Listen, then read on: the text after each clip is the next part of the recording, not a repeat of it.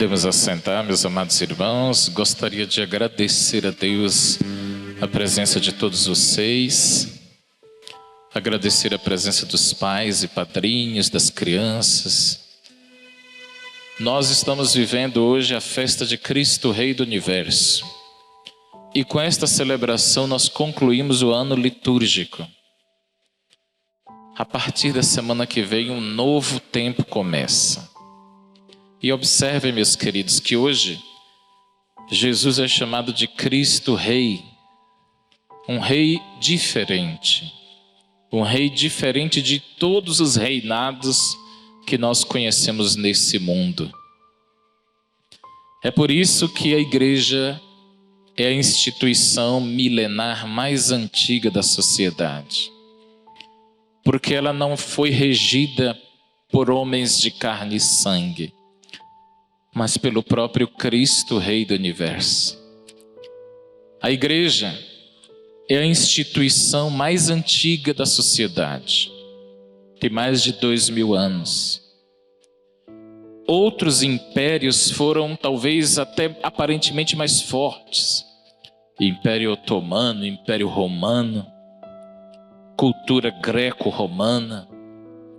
O Império Romano era devastador. As pessoas olhavam o poderio do Império Romano e diziam: esse império vai durar a vida inteira. Ruiu, acabou-se, se destruiu, se autodestruiu. E por que a igreja continua? Porque ela tem um rei diferente desses outros imperadores e reis humanos.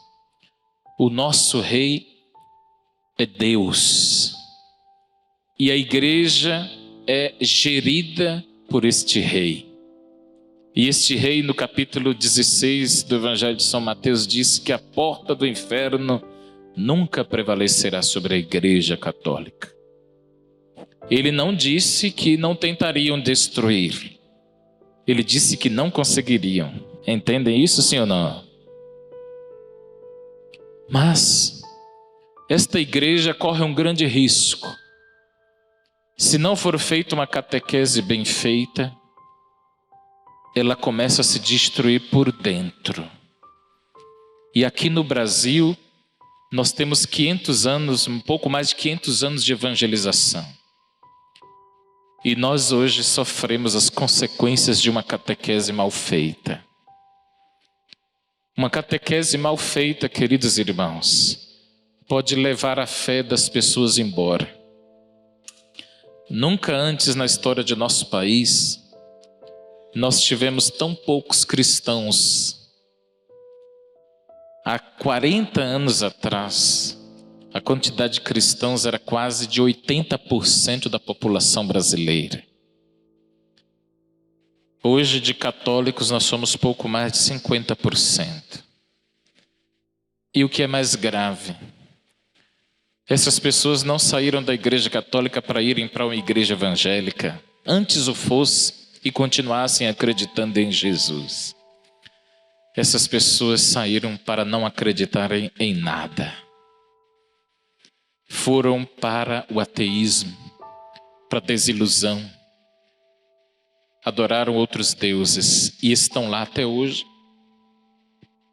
A igreja olhou para si mesma e percebeu: foi nossa catequese. Nossa catequese precisa se restaurar. E é por isso, meus queridos, que a restauração da catequese na igreja se dá pela inserção dos pais com os filhos. Nós temos hoje aqui 78 crianças que se preparam para a primeira Eucaristia. Tem que ter 78 famílias, senão não dá certo. Senão o reinado de Cristo não consegue fluir. Nós temos aqui 10 crianças que receberão hoje o sacramento do batismo e se tornarão na festa de Cristo Rei, no dia dos leigos, leigos pelo batismo. Se os pais e os padrinhos não assumirem de fato e de direito a missão de educarem seus filhos e afilhados na fé, nós não vamos muito longe. Por isso mesmo, nós não chamamos mais de cursinho de batismo. Cursinho se faz para se profissionalizar. Aqui a gente chama de catequese de batismo. E a catequese de batismo dura uma vida inteira, não é só no dia da preparação. A catequese dessas crianças, se terminar com a primeira Eucaristia, quando elas estiverem adultas, elas nunca mais voltam na igreja. Porque assim aconteceu conosco. A catequese tem que ser algo permanente, contínuo, até na vida adulta. A gente descobriu que a grande evasão de pessoas da Igreja Católica se deu porque a pessoa recebeu 1 ano de catequese quando era criança e depois sumiram, nunca mais tiveram catequese. Ninguém se sustenta só com o que aprendeu na infância. E eu lhes digo os mais, meus queridos. Você que é dentista, você que é professor, você que é advogado, você que é médico. Se você não se atualizar, o mercado te joga fora, sim ou não? Por que na igreja a gente não precisa se atualizar? Por que você acha que o que você aprendeu quando você tinha 9 anos de idade é suficiente? Não é suficiente, não. O que nós aprendemos, precisamos nos atualizar. A gente é muito bom para as profissões do mundo, mas somos péssimos para as coisas de Deus. Medíocres. E as crianças sofrem as consequências disso. Aqui na paróquia eu tenho um lema que eu digo assim: pais, não mandem os filhos para a igreja. Acompanhem os filhos. Tem diferença, sim ou não? E aqui eu me arrisco a dizer, na minha paróquia, se os pais não trouxerem os filhos para a igreja e não acompanharem eles na catequese, eles não vão fazer primeira comunhão. Aqui não. Aqui não. Porque catequese eu levo a sério. E por falta de nãos, o mundo se perde. Não é por causa do sim. O sim é muito fácil. Dizer sim muitas vezes não educa. Tanto quanto dizer não. Queridos pais, entendam o poder do não para os seus filhos. Não é um não por birra, não é um não por teimosia, é um não por educação religiosa. As escolhas que os pais fazem interferem profundamente na vida de seus filhos. Uma escolha mal feita pelos pais num domingo, 10 horas da manhã, no dia da missa das crianças, pode ter uma consequência irreparável para a fé dos seus filhos. Porque depois, quando eles completarem 16, 17 anos, eles vão entrar num cursinho e numa universidade, onde haverá um professor irresponsável, que começará a falar mal de Deus, da igreja, sem responsabilidade alguma, tirará a fé dos seus filhos.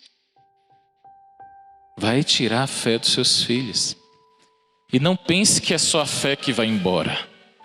Quando se tira Deus, muita coisa vai embora junto, sim ou não? Não é só a fé que vai embora. O respeito vai embora. O atributo familiar vai embora. Ah, padre, mas eu quando era criança eu levava ele para a missa. Tá bom. E depois? Vai ficar com o que aprendeu quando você tinha 9 anos de idade? Você acha que isso é suficiente? Se o mercado de trabalho, o seu patrão está com a faca no seu pescoço, dizendo: ou você se atualiza, ou eu vou botar outro melhor do que você. E na igreja não é diferente. Só que a gente não perde, meus irmãos, para outro melhor. A gente perde para nós mesmos. Quando a gente pede encarecidamente que os pais venham com seus filhos à missa, à igreja e façam catequese com seus filhos, é porque nós acreditamos que esse é o jeito de termos um mundo melhor. É porque nós temos convicção que esse é o único jeito que pode dar certo. Porque foi assim que Jesus e Maria educaram Jesus. No tempo de Jesus, gente pobre não tinha Bíblia. Jesus foi criado sem Bíblia. Jesus foi criado sem uma estrutura catequética. Sua mãe não sabia ler. Tinha que caminhar quilômetros para ir numa sinagoga, num templo. A catequese dele foi feita dentro de casa, com Jesus e com Maria. Os pais trabalhavam tanto quanto você. Não venham me dizer que vocês trabalham mais do que Jesus, do que José e Maria, porque eu não vou acreditar. Vamos baixar um pouquinho a bola. Padre, eu trabalho mais do que São José. Nossa. Eu tenho certeza que tempo é questão de amor, sim ou não? Eu gosto de futebol. Para mim, passar 2 horas na frente da televisão assistindo futebol não é esforço nenhum. Porque eu amo. E as coisas que eu amo, o tempo passa rapidinho. Trazer os filhos para a igreja é só para quem ama, não é para qualquer um não. É só questão de amor. É só para quem dedica tempo. E aqui, queridos pais, se vocês escolherem os padrinhos de seus filhos por causa de amizade tão somente, eles vão deixar vocês na mão. Vocês devem ter escolhido eles pela amizade e pelo testemunho de fé dos padrinhos de seus filhos. Padrinho, madrinha, diminutivo de pai e mãe. É segundo pai e segunda mãe. A igreja percebeu que por falta de bons padrinhos de batismo, a fé também vai embora. Porque as crianças são educadas mais com o exemplo do que com a palavra. Vamos repetir? As crianças são educadas mais com o exemplo do que com a palavra. Quem aqui é pai ou mãe de adolescente? Levante a mão para eu ver. Adolescente detesta blá blá blá, sabia disso? Agora, se você der exemplo, é outra coisa. O adolescente pode ser crítico como for, mas se você der exemplo, ele não tem como questionar. Porque as crianças e os adolescentes são coerentes, por natureza. Peraí, se o meu pai me manda vir para a igreja, mas ele não vai na igreja, tem alguma coisa errada. Quando eu puder ficar do tamanho dele, eu também vou dizer que eu não vou, porque ele me mandava e não ia, e com razão. E o padre vai dizer, olha, seu filho tem razão, viu? Ele não precisa vir não, porque você não vem. Você não tem nada para ensinar para ele, que você não tem moral para dizer para ele vir não. Eu vou ter que falar isso, porque a palavra tem força, mas o exemplo tem muito mais. Uma vez, São Francisco de Assis reuniu um jovem que queria ser frade, né? Todo empolgado, feliz da vida. Aí ele disse assim, Frei Francisco, vamos sair pelo mundo evangelizando, vamos proclamar de Jesus. E São Francisco disse, vamos começar aqui pela nossa cidade. Assis é pequenininha. E ele saiu. São Francisco na frente e ele atrás. Eles rodaram a praça, passaram de casa em casa, passaram o dia inteiro andando. Chegou uma hora que o jovem que queria ser frade falou para o Frei Francisco, hoje São Francisco, Mas Pai Francisco, que hora que a gente vai evangelizar? E São Francisco disse para ele: nós já fizemos. Acabamos de fazer. Mas como a gente não falou nada? São Francisco disse: para evangelizar a gente primeiro dá exemplo. Se preciso for, a gente fala alguma coisa. Nem sempre vai ser preciso falar. Primeiro tem que dar exemplo. Depois você fala. Entenderam, sim ou não? Tomara que tenha entendido mesmo. Tomara, Deus, que ao saírem desta missa, vocês saiam convencidos e convertidos de que o exemplo vale mais do que 1000 palavras. E que seus filhos, conforme vão chegando à idade de 13, 14 anos, parece que um chip é implantado nele, quanto menos você falar, melhor para eles. Mas evangelize sempre, se preciso for, use as palavras. Não vença seu filho adolescente pelo aborrecimento das palavras. Vença ele pelo convencimento das atitudes. Não vença eles por aborrecê-los, de falar, de falar, de falar. Convença eles pelo exemplo. Para concluir, deu domingo de manhã, já tomei banho, já estou arrumado. Meu pai está indo para onde? Você sabe o que é que a gente faz dia de domingo de manhã? Eu estou indo, quer ir? Vamos. Mas já na frente, a mãe da mesma forma. É assim, meus irmãos, que a igreja acredita que vai dar certo. Não tem outra receita. Porque esta receita deu certo há mais de 2000 anos com o maior homem que existiu, que foi nosso Senhor Jesus Cristo. Como não dará certo conosco? Como não dará certo com as nossas famílias, com os filhos de vocês? Que o Pai Nosso, que essas crianças que são, diga-se de passagem, muito bonitas, muito agradáveis, muito afetuosas, que o Pai Nosso que elas irão receber seja rezado não só por elas, mas pelos pais em casa. E que o batismo que as crianças forem receber faça bem não só para as crianças, mas sobretudo para os pais, para os padrinhos.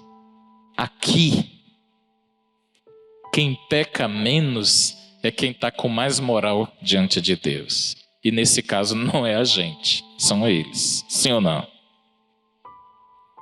Eles pecam menos do que a gente. E quando pecam, são menos graves do que os nossos. Diante de Deus, tem mais poder quem peca menos. E a hierarquia começa dos bebês para as crianças. E isso é uma hierarquia bonita. E graças a Deus que tem crianças. Graças a Deus que tem crianças que nos ajudam a entender esse mistério divino.